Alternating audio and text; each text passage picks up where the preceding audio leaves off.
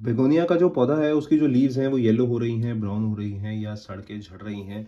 तो क्या वजहें हैं जिसकी वजह से बेगोनिया के पौधे पे ऐसा होता है?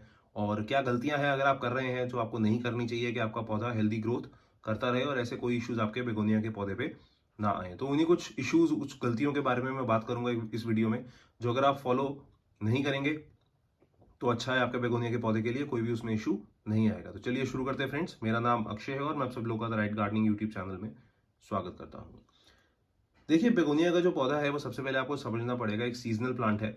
और सीजनल प्लांट्स की जो लाइफ होती है वो वैसी कम होती है, क्योंकि सितंबर से लेके जो मार्च एंड या अप्रैल तक का जो टाइम होता है तभी अच्छे से ग्रो करते हैं। सितंबर में इनकी पौध लग जाती है और जब ग्रोइंग सीजन आता है इनका, अक्टूबर नवंबर दिसंबर, जब ये अच्छे से ग्रोथ करते हैं, फ्लावरिंग करते हैं, तब तक ये बहुत अच्छे रहते हैं। और जब मार्च खत्म होने वाला होता है तब इनका डिक्लाइन शुरू हो जाता है, क्योंकि टेम्परेचर बढ़ने लग जाते हैं और धीरे धीरे पौधा मरने लग जाता है।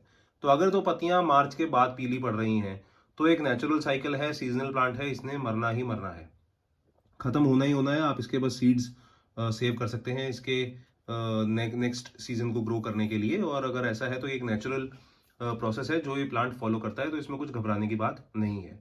अगर ग्रोइंग सीजन में पत्तियां पीली पड़ रही हैं, ब्राउन पड़ रही हैं या सड़ रही हैं, तो एक इशू हो सकता है जो कुछ गलतियों की वजह से आता है। तो पहली गलती है कि प्लांट ही आपका अनहेल्दी है, प्लांट हेल्दी नहीं है आपका।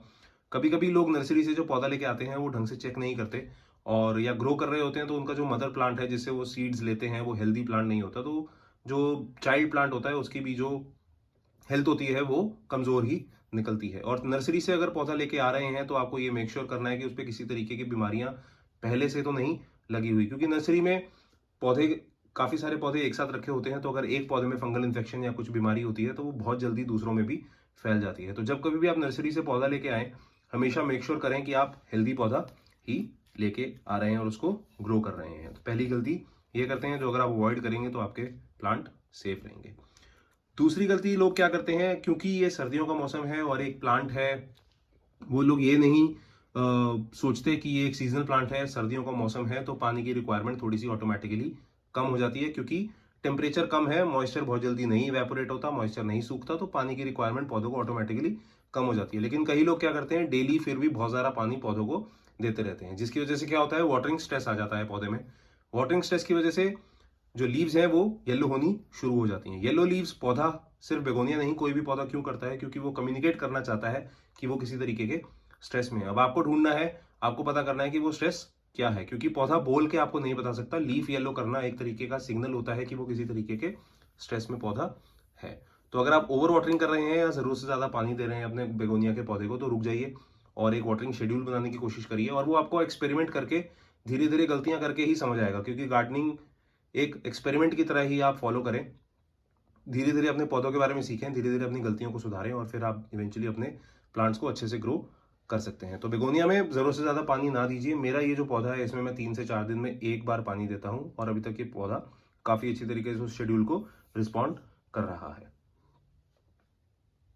बाकी गलतियां जो लोग करते हैं वो ये हैं कि ओवर फर्टिलाइजेशन कर देते हैं। बेगोनिया एक फ्लावरिंग प्लांट है, इसमें फ्लावर आते हैं अलग अलग रंग के। ये वाला जो प्लांट है इसमें तो लाल रंग के फ्लावर्स आने वाले हैं, और वैसे तो व्हाइट और पिंक कलर के भी फ्लावर्स काफी पॉपुलर है बेगोनिया में, तो वो भी इस पौधे में आते हैं। और फ्लावरिंग लाने के चक्कर में कई लोग क्या करते हैं, बहुत सारे स्ट्रॉन्ग फर्टिलाइजर्स यूज कर देते हैं और बहुत ज्यादा क्वांटिटी में यूज कर देते हैं, जैसे कि एनपीके, डीएपी, दो केमिकल खाद है जो नर्सरी वाले और बाकी काफी लोग भी रिकमेंड करते हैं अपने फ्लावरिंग प्लांट्स में यूज करने के लिए। कई लोग इसको ओवरडू कर देते हैं, ओवर यूज कर देते हैं उन फर्टिलाइजर्स का। डीएपी उनमें से एक फर्टिलाइजर है जो बहुत ज्यादा लोग ग्रैनुल्स डाल देते हैं फ्लावरिंग के लिए। डीएपी के 5 से 6 ग्रैनुल से ज्यादा आप ना डालें। डीएपी एक बहुत स्ट्रॉन्ग खाद है और डीएपी अगर आप जरूरत से ज्यादा डालेंगे तो आपके पौधों की जड़ों को वो जला भी सकता है, जिसकी वजह से इवेंचुअली पौधा आपका खराब होना शुरू हो जाएगा। और पहले जो सिग्नल्स होते हैं वो ये होते हैं कि लीव्स येलो होनी शुरू हो जाती हैं। तो अगर आप ओवर फर्टिलाइजेशन कर रहे हैं तो मत करिए। एक फर्टिलाइजेशन शेड्यूल बनाइए, हर 15 से 20 दिन में आप ये खाद दे सकते हैं, वो भी लिमिटेड क्वांटिटी में। अगर आप एनपीके दे रहे हैं तो कोई भी इक्वल रेशो का, बैलेंस्ड 19-19-19 या 20-20-20 रेशो का एनपीके आप दे सकते हैं। हर 15 से 20 दिन में 1 चम्मच 1 लीटर में अच्छे से मिक्स करिए, अच्छे से उसको घोलिए और फिर आप उसमें अप्लाई प्लांट में कर सकते हैं। डीएपी भी इसके साथ दे सकते हैं, लेकिन 4 से 5 ग्रैनुल से ज्यादा नहीं देने। मुट्ठी भर के अगर आप डीएपी डाल रहे हैं तो रुक जाइए, वो इस पौधे को खराब कर देंगे। कोशिश करिए ऑर्गेनिक फर्टिलाइजर ही यूज करिए। लिक्विड सीवीड एक फर्टिलाइजर आता है, वो आप आसानी से यूज कर सकते हैं और 61 ऐसे माइक्रो न्यूट्रिएंट्स होते हैं उसमें जो प्लांट्स को ज़रूरत होती है ग्रो करने के लिए, लेकिन उनको मेजर फर्टिलाइजर से वो बात नहीं मिल पाती, नई चीज वो न्यूट्रिशन नहीं मिल पाता। इसलिए लिक्विड सीविड फर्टिलाइजर एक और खाद का ऑप्शन है आप जो यूज अपने बेगोनिया के पौधे में कर सकते हैं।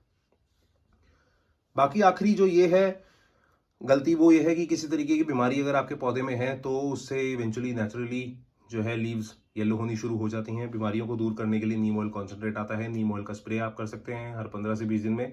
देखते ही देखते अगर आपका प्लांट इन्फेक्टेड है तो वो बीमारियां जाना शुरू हो जाएंगी। नीम ऑयल कॉन्सेंट्रेट, आप नीम ऑयल का स्प्रे रेगुलरली हर 15 से 20 दिन में अपने बेगोनिया के पौधे में कर सकते हैं। तो ये कुछ बेसिक चीजें हैं जिसकी वजह से आपका जो बेगोनिया का पौधा है वो लीव्स अपनी येलो करता है और आपको बताने की कोशिश करता है कि वो किसी तरीके के स्ट्रेस में है। तो आपको बस उसको समझना है पौधे को, और धीरे धीरे जो गलतियां आप कर रहे हैं या कुछ भी गलतियां उसमें से कर रहे हैं तो वो आप एलिमिनेट कर दीजिए, स्टॉप कर दीजिए, ताकि आपका जो पौधा है वो फिर से हेल्दी ग्रोथ शुरू कर दे।